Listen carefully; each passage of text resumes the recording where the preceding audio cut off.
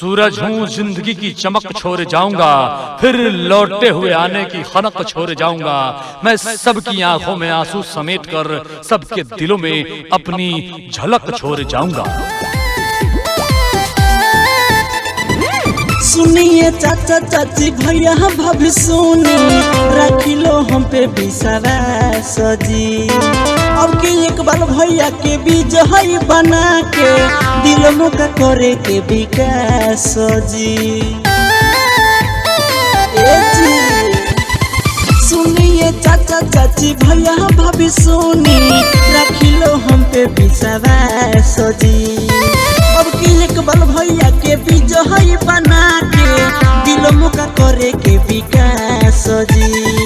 सोची समझ के अब की बटन दबाएम, इहे बारवा लो प्रयास के मुखिया के पद को जिता के, दिल मुका करे के विकास रायबाड़ी पंचायत में जिता के, दिल मुका करे के विकास एक बार भैया के जीता के। मिक्स बाय संस्कृति रिकॉर्डिंग स्टूडियो, जनता बाजार। सबको इज्जत, सबको सम्मान, अमीर गरीब सब एक समान। जी हाँ, आपका साथ हमारा प्रयास, तब होगा पंचायत का विकास। जी हाँ, इकबाल भैया जिंदाबाद जिंदाबाद जिंदाबाद, बाल भैया जिंदाबाद जिंदाबाद। ग्राम पंचायत राज रायबाड़ी महुआ के समस्त सम्मानित जनता को होली और जुमेरात की हार्दिक शुभकामनाएं। जी हाँ, भावी मुखिया प्रत्याशी इकबाल अंसारी। पूरा खुशहाली जाई वोट नहीं खाली, रउआ सेवा में रहे मौका देके आजमाली। तो आइए एक मत हो जाइए और एक युवा शक्ति को, जी हाँ, कर्मठ जुझारू सशक्त और समाज सेवी उम्मीदवार को चुनिए। ऐसे में आपके एकमात्र सशक्त उम्मीदवार हैं आपके क्षेत्र, जी हाँ, ग्राम पंचायत राज रायबाड़ी महुआ की, जी हाँ, इकबाल अंसारी।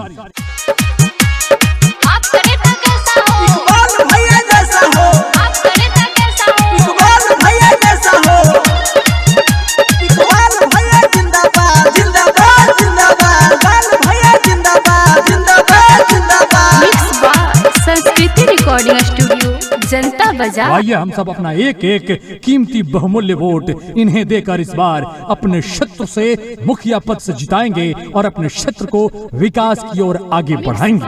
संस्कृति रिकॉर्डिंग स्टूडियो, जनता बाजार। विकास होई केकरा प्रयास होई, सब लोग इहे कहता। अच्छा, वैसे विकास होई केकरा प्रयास होई, सब लोग इहे कहता। हाँ ऊपर बनली हो गौवा के बोली हो, दिक्कत भइल रहता। ई तो बरलही बा। के बाटे चाहेता निमन नेता लागे के बा हो। भैया के विजयी के झंडा रहबे के बहू, एक बाले भैया के मुखिया बनावे के बहू भौजी। विजयी के झंडा रहबे के बहू, एक बाले भैया के मुखिया बनावे के बहू। जीने के लिए आप सबका सहारा ही काफी है। दिल की कदम पर लिखी दास्तान की ये आप सबका प्यार ही काफी है। न तीरों तलवार की क्या जरूरत है। जी हाँ, हमें तो बस आपकी मोहब्बत और आपके आशीर्वाद की जरूरत है। जी हाँ, इसके लिए आप सबके चेहरे पे मुस्कान ही काफी है। संस्कृति रिकॉर्डिंग स्टूडियो, जनता बाजार। पूरा गौवा में ही नहीं के हालानु बा, सब कहता टोला मुहालानु बा। हेलो, अरे ये के लहर बा। अरे हाँ हो, पूरा पंचायत के बा ई नहीं प्रयास हो, फिर में पास होई इंदिरा आवास हो। इस बार हम सब अपनी एकता और अखंडता का परिचय दें, एकजुटता का परिचय दें और हम सब अपना एक एक कीमती बहुमूल्य वोट विकास के खातिर अपने पंचायत को आगे बढ़ाने के खातिर इन्हें दें और अपने पंचायत में ग्राम पंचायत राज रायबाड़ी महुआ की जी हाँ इकबाल अंसारी बने जाई है मुखिया भौजी होई दुख दूर हो, राशन कार्ड पेंशन बनी भौजी जरूर हो। बोलो ना पंचायत के जनता के राय बाटे हो, सब करत ई है सलाह बाटे हो। कहे अंतरा श्रीमती पक के बात बतावे के बा हो।